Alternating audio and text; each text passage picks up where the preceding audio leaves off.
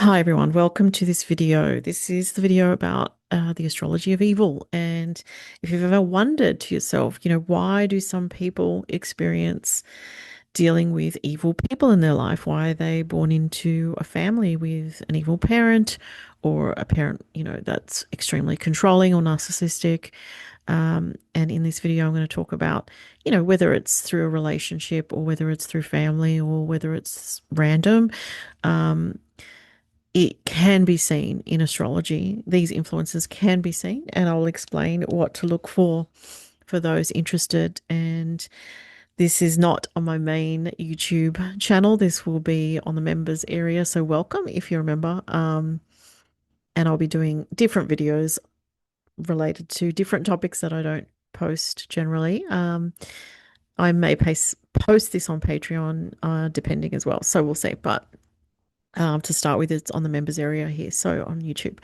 Now, what to look for when it comes to why, some people are having these experiences in this lifetime. And I always feel like, when I look at an astrology chart, it really does show a blueprint for this lifetime, but it does not mean that you don't have free will. So some people have these experiences. It's part of their destiny unfolding. It's part of their soul lessons. And, again, it doesn't mean that it's going to end, to an extreme level of darkness, though for some souls, sadly, it does. And I've got an example too of a victim and perpetrator that was very much in the media quite a few years ago. So, it's a commonly known story. It's widely known. So I'm going to use the example of Chris Watts and Shanann, his wife, and that was an extremely horrific, sad story. But it is just to give an example of how we can see the influences. On this page here, you'll see on the right-hand side the Medusa's head. That's because we're going to be discussing Algol. So Algol is a fixed star at 26 degrees of Taurus, and you can look at your own chart and see, where do I have 26 degrees of Taurus, and wherever that is, we'll explain, and I'll go into that for you so you can understand. Now, the fixed star Algol is one of the things I'm going to be talking about.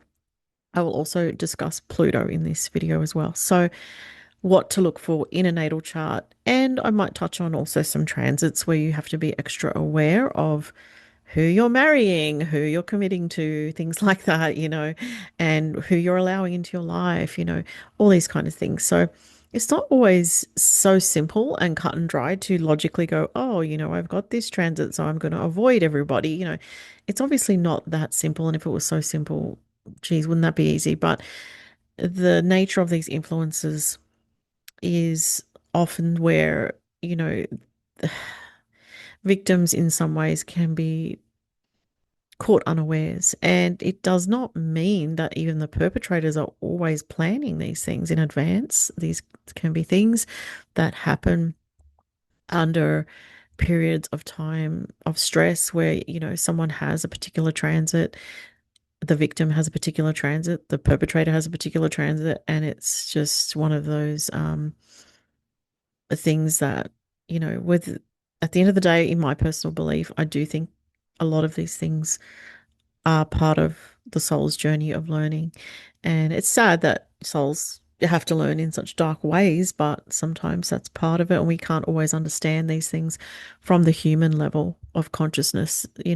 There's things that maybe when our souls cross over to the other side, one day we could possibly have a different perspective and understand that, there are higher reasons for, and maybe even past life experiences where the roles were reversed between victim and perpetrator, perhaps. And these are all things that I personally find as Scorpio rising fascinating, but also, they are a little bit intimidating. But I think it's always important to understand, these things in terms of analyzing the astrology chart, because, like I say, they can be seen in the chart, very much so.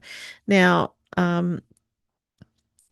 let's look at Algol. I'm just going to go to the next slide if I can. Where am I? No, wrong way. Sorry, guys. These are other slides from other things. This way. Okay. So fixed star Algol, like I said, it's at 26 and 10 minutes. So 26 degrees and 10 minutes of Taurus. Now, you do have to look at your own chart and see when you were born exactly where Algol was, because it does move very, very, very, very slowly. So, it's not going to move much, but look at your own chart, your natal chart, add Algol in the drop down menu. It's one of the fixed stars. It can be added quite easily in astro.com. And wherever this is going to be important. Now, if it's just floating around your chart, not touching anything, not in contact, not making any aspects, that's a blessing. So, if it's, I'm going to talk about where it might be in the chart, and I'll go through that, and then I'm going to talk about Pluto after that. So, let me just give a bit of background though. So, Algol is in Middle Eastern or Arabic, Algol, A-L space Ghoul, basically meaning demon energy or a ghoul, or something along those lines. It's referencing a demonic or dark entity or energy, right? And it's also connected to the word alcohol. Now, isn't that interesting? So, many people that, not everybody, but a lot of people that, especially if they have an alcohol addiction or get too drunk, you've heard of like blackout drunk. It's said in esoteric terms that can weaken the astral body, the etheric body, and can allow, negative energies or entities to permeate into that person's energy field and influence them negatively. So, it's alcohol is quite a negative thing. And for me personally, with the work that I do, I always tell people, like, I do not drink at all. I have, I used to drink when I was young, a little bit, socially, but I quit that years ago when I was like 25, 26. And best thing I ever did. And not that I had a problem with alcohol at all. It was just, as I said, social drinking. But there wasn't even anything bad happened. It was just like, I don't want to have this influence. And then it actually fast tracked my like quitting it. Again, like I was only doing it like probably on the weekends, going out with friends, and not even I wasn't getting blind drunk or anything crazy. I was always in control, typical Scorpio rising, wanting to be in control and, being so earthy in my chart. But anyway, it's a side note. But since I quit that, like, when I was 26, and I only started this work in 2012, I've noticed like the clarity that you have of not drinking any alcohol is amazing. But anyway, each to their own. But my point is, it's not a good idea if you're a psychically sensitive person, or if you've got, alcohol on, say, for example, your ascendant. So say you've got a rising sign of anywhere between, it has to be pretty close to be a conjunction. It doesn't, when you're talking about fixed stars and asteroids, you don't give a wide orb conjunction for a conjunction. It has to be within 2 degrees maximum.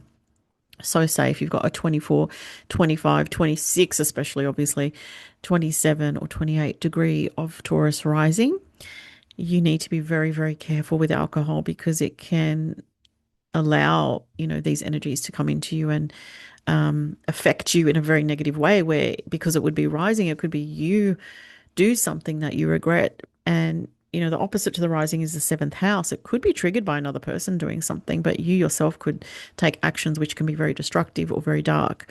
So you have to be careful of that.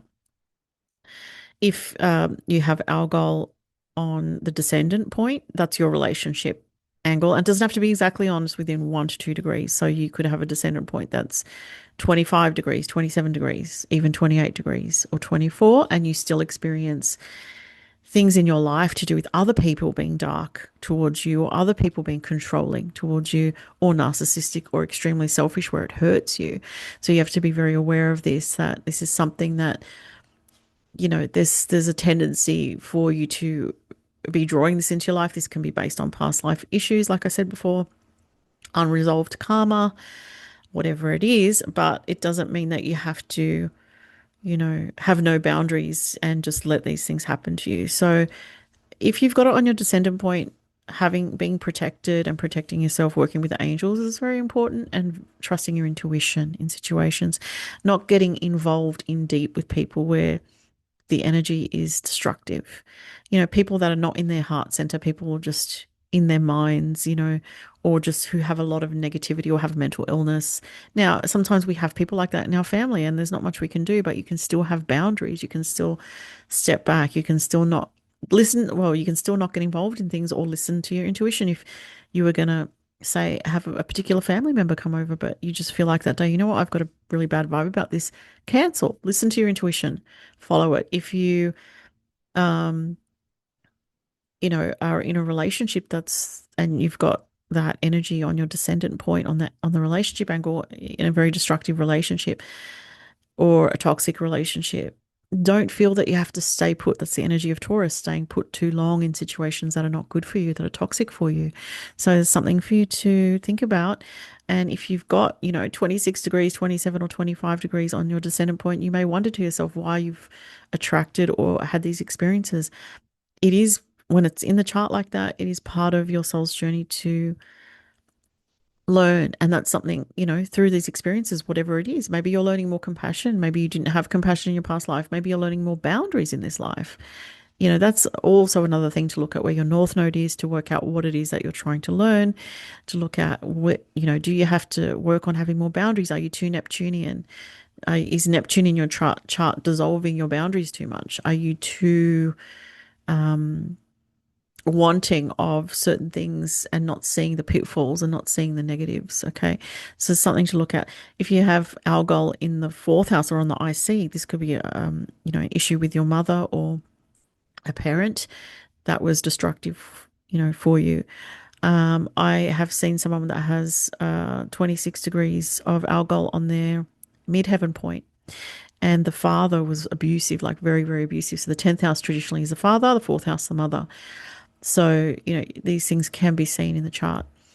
If you have Algol also on the midheaven, like I said, that example with the father being abusive, you could also attract abusive or psychopathic or narcissistic supervisors at work, or people in the workplace, bosses or other people in the workplace that are very nasty, very negative, very controlling, or just aggressive, or saying things that are just harmful or just horrible. You could feel threatened in your career for some reason, or you could be dealing with things in your career that are very dark. You could be working in, have experiences in the workplace that are to do with really dark themes, and that could be anything from like police work to, you know, forensics, or, something where you're dealing with difficult, very difficult people, difficult energies, darker things.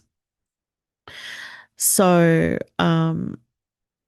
the energy of Algol also relates to the Medusa's head being cut off, and that also rules the neck area. So sometimes you'll see things where this energy is prominent, and there's in charts to do with people like perpetrators, and if they have it very strongly in their chart, and I'll give an example in a second if I can bring that up. Let me see if I can. How am I going to do this? Oh, hang on. Share, new share. There we go. That's what I want to do. Chris Watts chart. This is the one that I wanted to talk about, where you could see it in his chart. So Chris Watts, who was the awful, awful family killer and killed his wife and kids. I mean, it's really gross to talk about, to be honest. Like, I'm very sensitive to this type of energy, so I just want to talk about it quickly. But I just want to show you guys one thing here. So look at that sun in Taurus. It's at 25 degrees, conjunct Algol at 26 degrees. Okay, so this shows that, and he does have an Aries moon with Lilith conjunct the moon, and Lilith is another dark energy that can, when it's very personalized like that, make the person very impulsively angry. Already as an Aries moon, this is someone who has anger issues, and with Lilith, it's like it can come out very impulsively and suddenly. Now, just go back to the main point. What I'm discussing in this video is Algol is conjunct this perpetrator's sun. Okay, so the sun, what is the sun? It's your core personality, the expression of yourself. The fact that it's conjunct the sun is very telling in the fact of what he did, and like I said, Algol, and Taurus rules the throat area, and it was said that it came out that he strangled his wife. So the throat area is featured in that destructive act that he committed. So very gnarly energy. Now, also, what's interesting to note, and this, it's never just one thing. I want to say, even though this is an example that I'm using with Algol, it's never just the one thing. You've also got to look at other things in the chart. Now, look at this. He has in the fourth house of home and family both Saturn and Pluto in Scorpio. Pluto in Scorpio is in its domicile, which, Pluto rules Scorpio, can be a very dark energy. And it's also with Saturn, both very malefic, heavy, dark energies in the fourth house of home. And where he perpetrated his violence was in his home against his own family. It can be seen in the chart there. So now, what's interesting is his wife, and I don't have her. I looked at it before, but I didn't save it to share screen, unfortunately, because with the computer you can't. With the way I've got it here, I can't just. I don't know why. I've been able to go on the internet before and it show up on the screen, but then I don't know. I've forgotten how to do that. Sorry, guys, but if you're watching, but his wife Shanann Watts, she. This is where other factors come into, which is part of what I was going to discuss, and I'm going to go back to. Where are we? No, let's stop share. No, I want to go back to. Okay, I'm just going to. Oh, I lost my presentation. Hang on a second. Sorry, guys. I'm just gonna pause this and come back to it. Okay, I'm back. Sorry, guys. I had to fix all the screens, and I want to skip ahead to the next slide if I can. Here we go. So this is what I want to talk about next is Pluto in the natal chart and its influence, and then natal aspects with Pluto and transits of Pluto. Because Pluto is another influence of to do with narcissists and controllers and people that have, whether it's mental health issues that cause them to do dark things, alcohol addiction, whatever it may be. This is what to look for in the natal chart. So in your actual birth chart, so not the transits, but what you're born with, Pluto on the descendant angle. So if it's exactly conjunct, especially if it's very closely conjunct within 2 to 3 degrees, even up to, I'd say even up to 10 degrees. So a conjunction technically is up to 10 degrees in the natal chart. So, but with Pluto, the closer it is. So say you've got your descendant angle point at, 0 degrees of Pluto in Scorpio. Or sorry, let's say you've got, let me see, how would that work? Your angle degree at, like something like 25 degrees of Libra. And then Pluto is located in Scorpio in your seventh house, but it's within 10 degrees of that degree that I first mentioned on the angle. So I know that's a bit confusing, but if you see Pluto within 10 degrees of your angle, your seventh house descendant point, your DC point, that is something that you have to be aware of, that you can attract dark people into your life. And because this is the seventh house of relationship and partnership, these people can come into your life as lovers that then become committed partners or even marriage partners, because the seventh house is marriage. It can also be, business partnerships as well. So that's something to look out for, where people can, they might start out really charming and you feel really connected to them, but you've got to see how things go over time, because Pluto is that influence of a slow energy. So you've really got to trust your intuition if you've got Pluto within anywhere within close to that DC point, especially if it's actually in the seventh house. If it's in the sixth house, it's going to be more to do with, something with the workplace or someone at the workplace that's very toxic or that makes your life difficult, or that becomes someone that makes your life very difficult. Maybe you meet someone through work if it's in your sixth house, but it's conjunct your descendant, that you start a relationship with not knowing that they're involved with something very dark. It could be that, and that then you start to worry, like, is this going to affect my work? That kind of thing. If it's Pluto on the midheaven, that actually can be something where if Pluto's conjunct your midheaven, you do need to be careful of getting involved with people that can then affect your public reputation because it is the most visible part of the chart, the top of the chart, the midheaven. So that's also another factor. If you've got Pluto with your moon, say for example, or Pluto with your sun in the fifth house, you may have betrayal or very severe control issues with lovers or people that you date can turn into nightmarish scenarios. So if you've got Pluto in your fifth house and you've just met somebody and they invite you over to their home, I would absolutely think twice on that. It doesn't matter how nice they are. It's something where you do have to be careful. And unfortunately, if you've got Pluto, say conjunct moon in the fifth house, um, you have to make sure that the way your child is, if you've got a child, the way your child is being raised is in a healthy way as possible, that they're not traumatized by toxic experiences, because then that can make them become negative or very difficult themselves as they get older. They could be filled with resentment, anger, or, and these things are all things that can be worked through. There's varying degrees, and there can be other things in the chart that mitigate these heavy things. You could have amazing things like Jupiter conjunct Venus in Taurus in, I don't know, whatever house, like a decent house for Jupiter to be conjunct Venus, say the ninth house, for example, right? And that can help mitigate the heaviness of these things. So with astrology, it's never just the one thing on its own, isolated. It's always looking at, okay, I've got this, but what's mitigating it? What's supporting? What's helping me? And, looking at the whole chart, looking at Jupiter's protective influence. So, those are all things to factor in. And then it's like your awareness of your experience. How aware are you, to what you're going through? Are you just blindly being led like a lamb into the dark cave, Pluto's cave, not Plato's cave, Pluto's cave, because Pluto rules the underworld. Pluto rules the Lord of darkness, the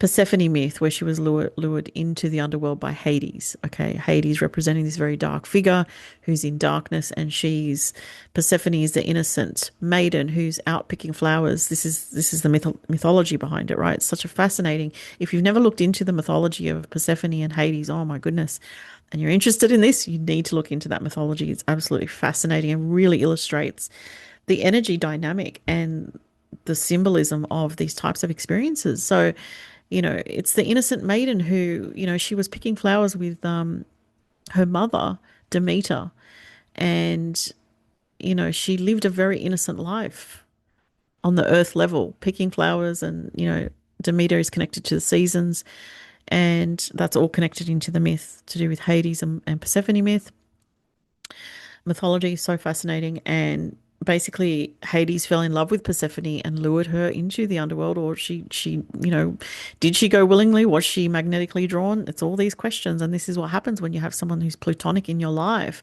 They don't start out usually as a scary figure. They start out as, under the energy of love.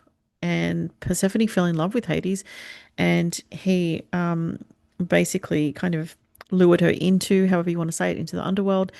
And her mother Demeter was, you know, in despair looking for her daughter. And there's a lot more to that myth, but I won't go into all the ins and outs of it. But I do recommend you look it up.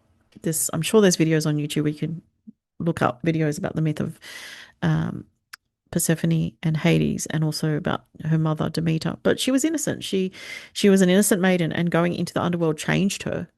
It gave her this. She was in love with Hades, but she was also scared of him.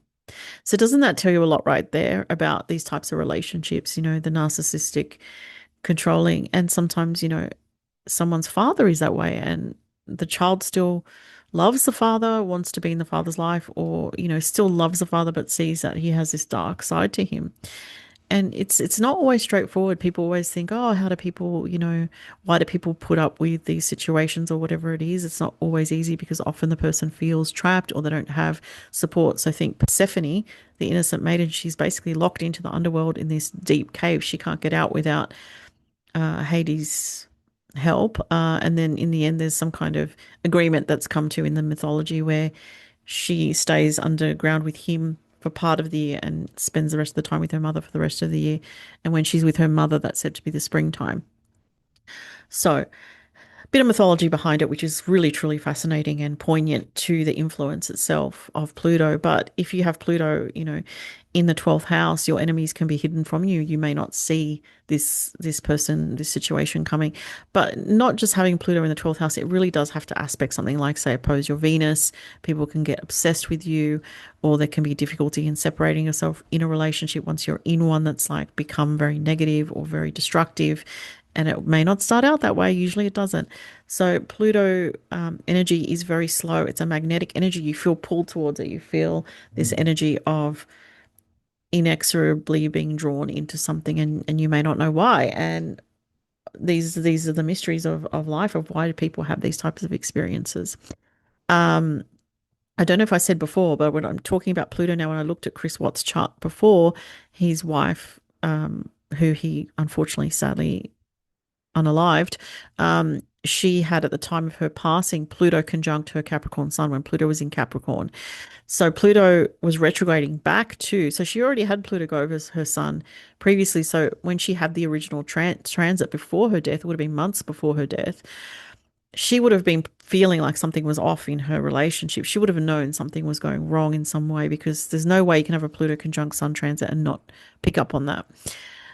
Absolutely, she would have been going through something. But then when it's retrograded back in its, I think, final pass over her sun in Capricorn at, I think it was 18 or 19 degrees of Capricorn, Pluto retrograded over that. And that's when she, when that's happened to her at the hands of her criminal, awful, evil husband. So, yeah, that's just an example of a Pluto transit that someone had to the sun, and the sun is very important in the chart. The luminaries, the sun and moon, very important. If you have transits to those with Pluto, it is going to have a very big, heavy effect on your life, and you do have to be careful, like who you're around at those times and who's got an influence in your life, who's got power in your life. And sometimes it's something that you go through on your own, and it's something that's very heavy that you experience with a Pluto transit. But we can see these influences either in the natal chart, like I said, or in the transits. So, and usually, the person has a couple of things going on, but the Pluto to the Sun transit, you can have just that one, and it can really, really create a feeling of destroying the old life that you had. And not everyone's going to pass away, obviously, in a Pluto conjunct Sun transit, but it can feel like the death of the old self. I know many people that have had, even though it's a once in a lifetime transit, not everyone has it. I know a number of people that have had it, and it has changed their life, ultimately for the better, actually. So, and even with the Algol influence, it's not always completely negative. There's sometimes, if a person is disciplined and they have strong Algol, they can actually utilize the challenges and struggles in their life for the better. But there's always going to be, if you've got Algol or Pluto close to something personal like your sun or your moon or your rising, you're always going to struggle with treading a fine line between personal empowerment and dealing with your challenges in a healthy way, or slipping into self-destructive tendencies. And so that's something that, like I say, the importance of self-awareness is very important. So, that was this video. If you have questions, please post them below. And I'm just going to finish here. But thanks for watching, everyone. If you have any comments or feedback, like I said, leave them below. Thanks. Bye.